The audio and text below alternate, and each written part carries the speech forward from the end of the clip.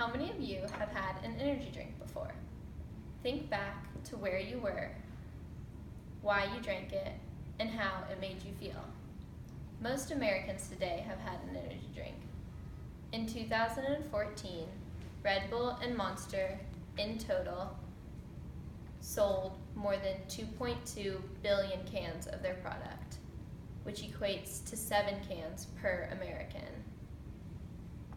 Despite widespread popularity, there is little regulation on energy drinks. This can be dangerous because the target audience is teens and young adults. For example, in my dorm room at college, there was a strictly Monster vending machine. By targeting teens, this leads them down a path of caffeine addiction. Very few people know the dangers of energy drinks, and I believe that should change. Today, I'm going to show you those dangers of energy drinks, how other countries handle regulations, and a policy in which the FDA begins to regulate and label the ingredients of energy drinks. Energy drinks have a number of negative effects on children, teens, and young adults. According to the Journal of Pediatrics, about 75% of children ages 5 to 12 consume caffeine each day. In a Washington Post article, Jenna Johnson explains how any more than 200 milligrams of caffeine is dangerous for children and adolescents. The American Academy of Pediatrics advises against giving children energy drinks. Caffeine results in a lack of sleep, which leads to a hindrance on brain development and physical growth in children.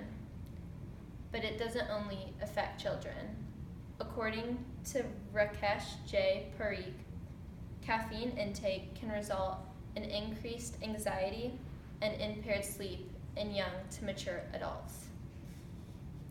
According to Jenna Johnson, consumption of more than 500 to 600 milligrams can lead to caffeine intoxication, which can cause insomnia, anxiety, irritability, upset stomach, increased heart rate, or muscle tremors.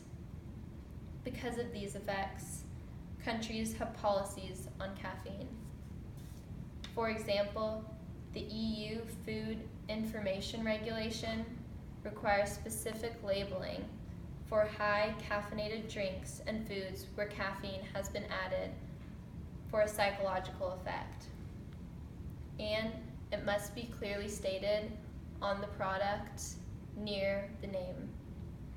Another example is Australia, where the caffeine content is limited to 320 milligrams per liter, and they require a label advising children and pregnant women against consuming energy drinks. In America, there is very little regulation on energy drinks.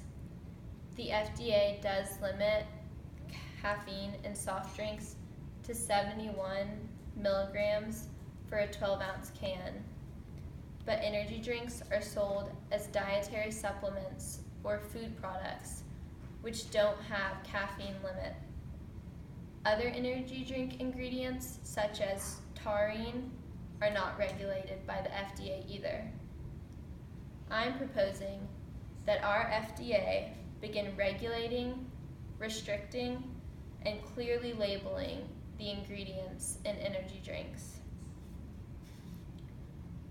Because of the large amount of taurine, caffeine, and stimulant-rich extract in energy drinks, they are labeled as a dietary supplement and are able to circumvent FDA regulations. According to Janet Thorlton, David Colby, and Paige Devon, increasing regulation of the manufacture and labeling of energy drinks could mitigate health risks to consumers, including vulnerable populations, in a cost-effective way. These so-called vulnerable populations include children, college students, pregnant women, and people with predisposed conditions, and they are why a policy is so important. Australia and the EU serve as examples for the policies that we should adopt because of energy drinks' health concerns, such as anxiety and lack of sleep and other complications.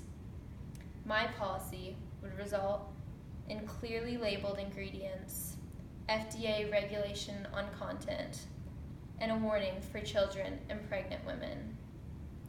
My policy would help consumers just like you. Thank you for listening.